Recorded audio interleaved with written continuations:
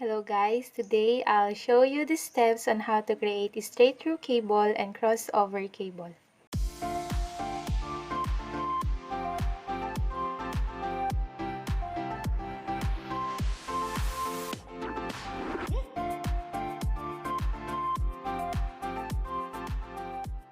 The first that I'm going to show the steps is the straight-through cable.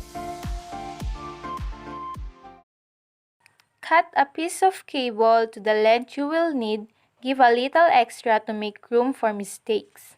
Strip a ½ inch to an inch of the outer jacket away from the cable. If you use strippers, make sure not to nick the wire pairs and expose the copper. This could introduce crosstalk onto your wires.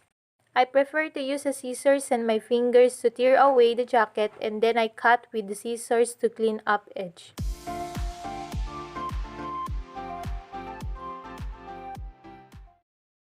Now you need to untwist the wire pairs so you can align them according to EIA TIA 568B to straighten the wires by bending them back and forth, straightening them as they warm up. I usually have to trim the ends of the wires so that they line up and create a straight edge.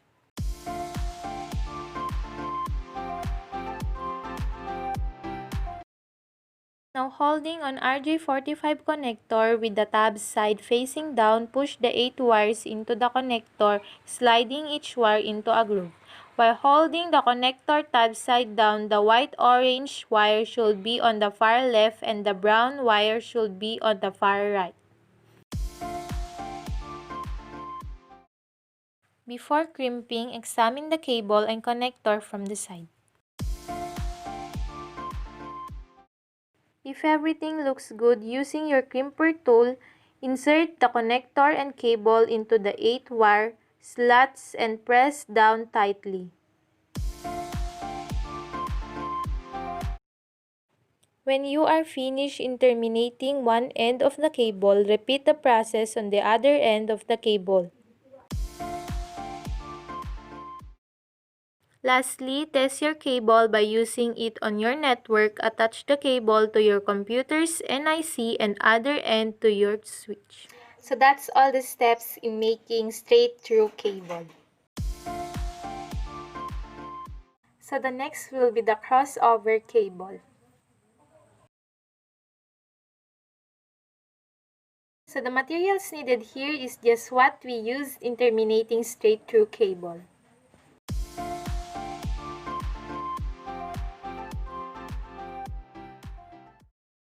Strip the cable jacket about 1.5 inch down from the end.